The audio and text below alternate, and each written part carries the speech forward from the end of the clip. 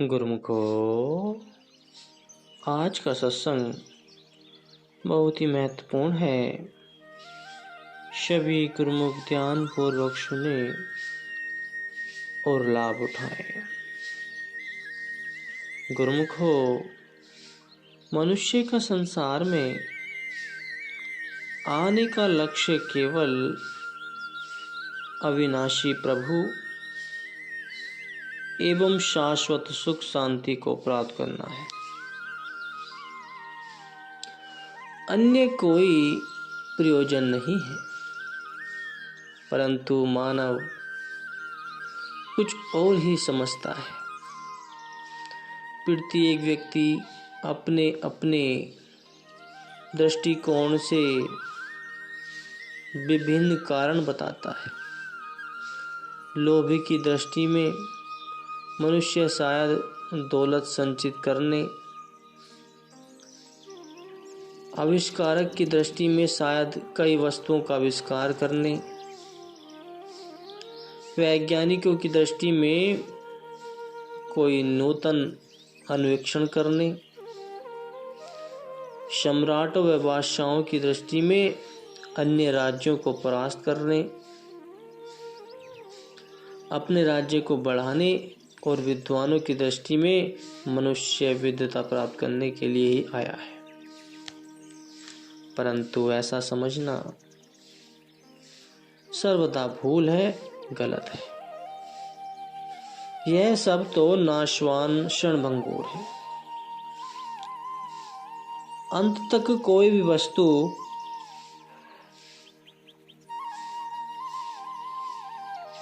साथ देने वाली नहीं है। यात्रा में मिले हुए यात्रियों के सदृश्य विलग होने वाली हर यात्री सब अलग अलग हो जाते, कोई किसी के साथ नहीं जाता।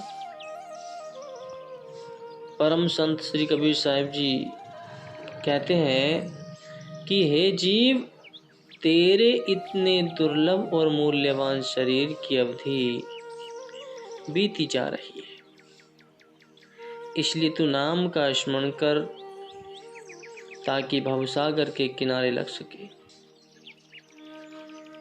क्योंकि संसार में बड़े बड़े चक्रवर्ती और बलवान राजा वेणु, बलि और कंस जैसे भी स्थिर नहीं रह सके।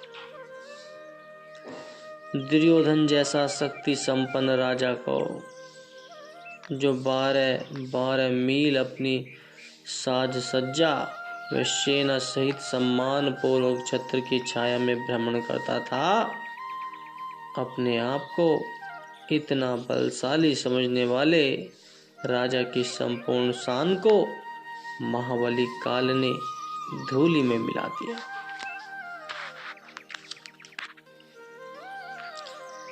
वह स्वयं तो काल का ग्रास बना ही, साथ में अपने कौरव कुल को भी नष्ट कर गया।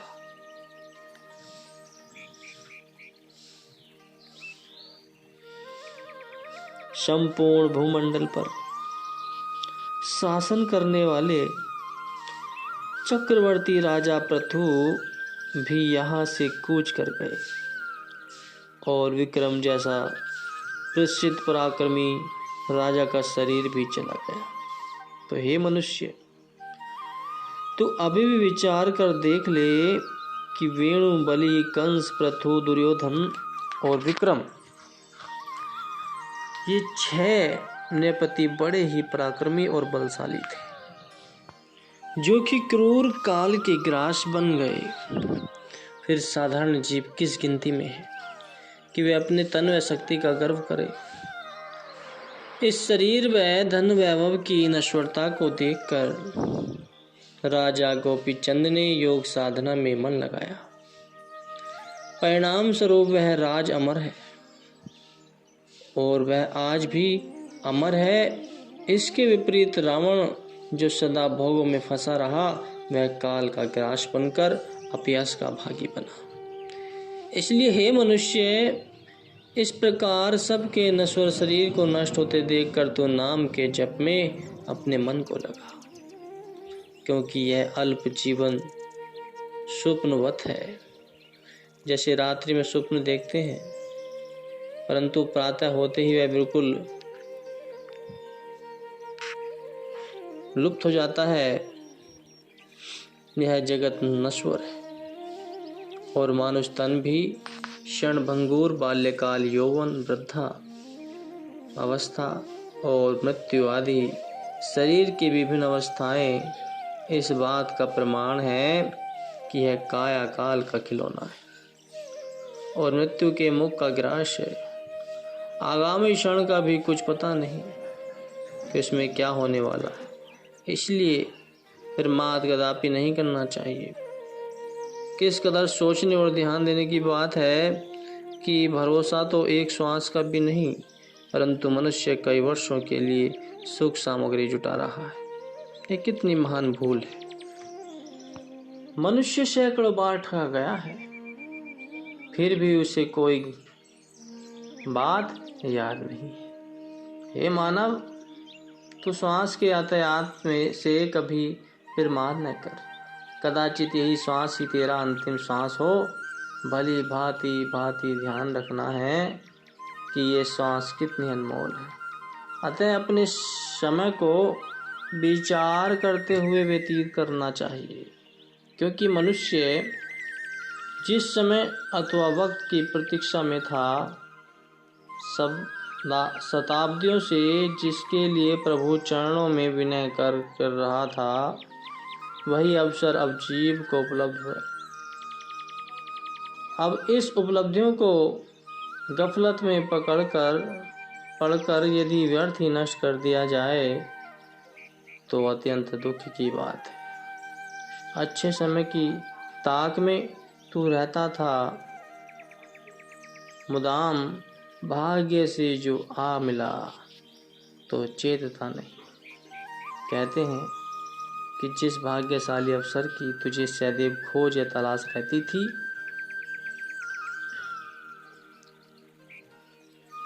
जब वह प्राप्त हो गई है तो तू इतना सम्मान नहीं करता, उसका सम्मान नहीं करता अथवा चैतन्य होकर इसका सदुपयोग भी नहीं करता।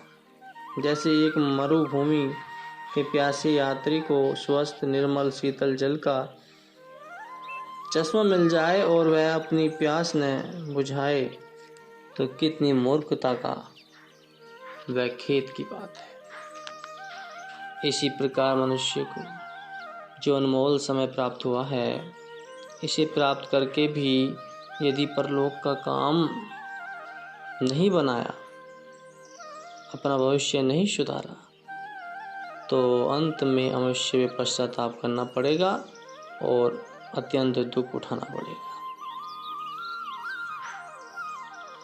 संत सत्पुरुष कथन करते हैं कि जिसने मार्ग शीर्ष में बीज बो दिया है, वह ही वैशाख में फसल को तैयार प्राप्त कर सकता है।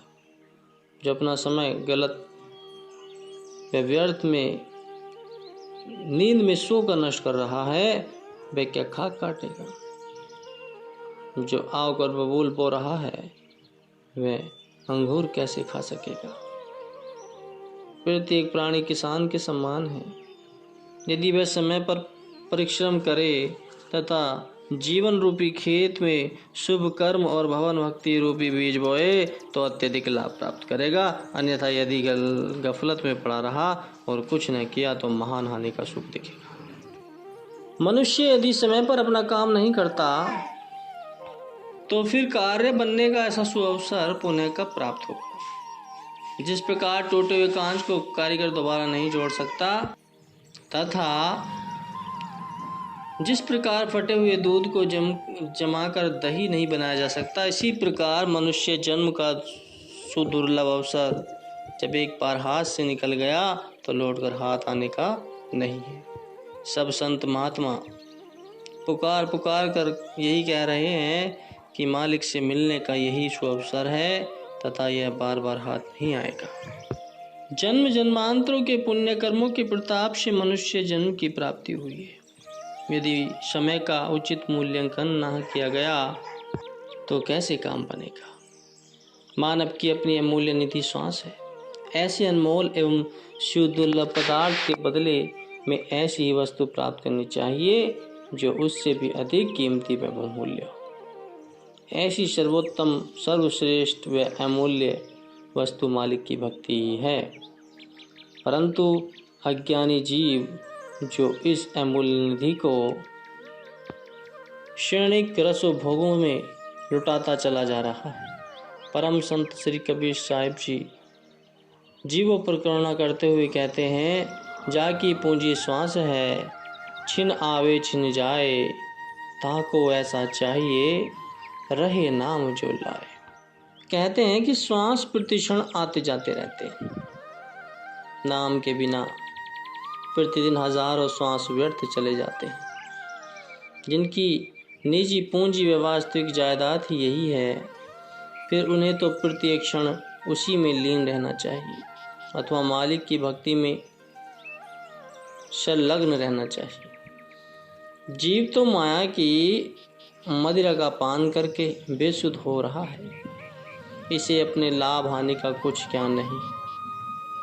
किसी मनुष्य की कोई अमूल्य वस्तु अथवा कोई आभूषण खो जाए तो वह उसी की खोज में दिन रात एक कर देता है, परंतु यह जो लाखों करोड़ों की हानि हो रही है उसकी किंचित परवाह नहीं करता।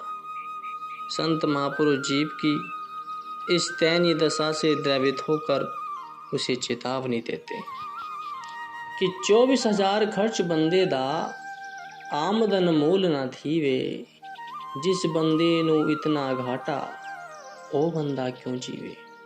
कि जो श्वास भजन भक्ति के निमित्त व्यतीत होते हैं वह मानव मनुष्य की आय है, क्योंकि मानव की यही वास्तविक पूंजी संचित हुई है। विपरीत इसके जो शाश्वत विषय सेवन तथा भोग विलास में व्यतीत होते हैं, मानव श्वासों का अपव्यय जब विचार करना है।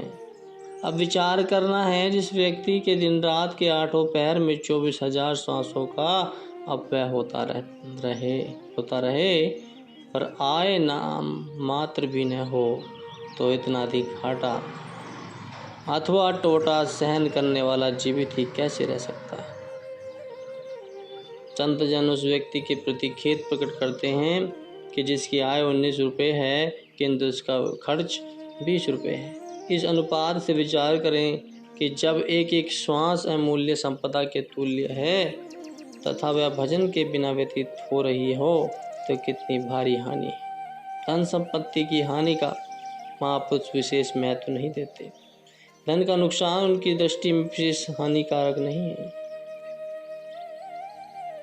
धन का हनन हो जाना उनके निगाह में कुछ नहीं है, परंतु बहुमूल्य मनुष्य जीवन के सांसों का जो अपव्यय होता हुआ, इसके लिए महापुरुषों को अति दुख एवं खेद होता है। क्या यह साधारण हानि है? जीवन के क्षणों को जो अपव्यय करता है, यह हानि तो अनुमान से भी परे है। कोई व्यक्ति किसी अन्य व्यक्ति को एक वस्तु अमानत के तौर पर दे दे तथा जब वह उसे वापस मांगे तब उसे वह वस्तु न मिले तो उसे अमानत का अपव्यय कहा जाता है और यह बहुत बड़ा नैतिक अपराध है। इसी प्रकार जो हमें बहुमूल्य श्वास प्राप्त हुई हैं, मालिक की दी हुई अमानत है, अस्तु इसे व्यर्थ गवा देना इसकी अमानत में बेईमानी अथवा अपव्यय करने का अपराध है जो सर्वदा अक्ष में। इसलिए सांसों को व्यर्थ नहीं गंवाना चाहिए। अतः मानव जन का महत्व इसी में है कि जीव अपने श्वासों को भजन भक्ति में लगाकर जीवन की सफलता प्राप्त करे। अपनी सांसों को व्यर्थ न जाने दे, अपनी सांसों से नाम जप का रसपान करे, अपना जीवन भक्ति में गुजार दे, तभी इस जन्म को उपलब्धि प्राप्त होगी। बोलो जयकारा, बोल मेरे श्री गुरु महाराज जी की जय।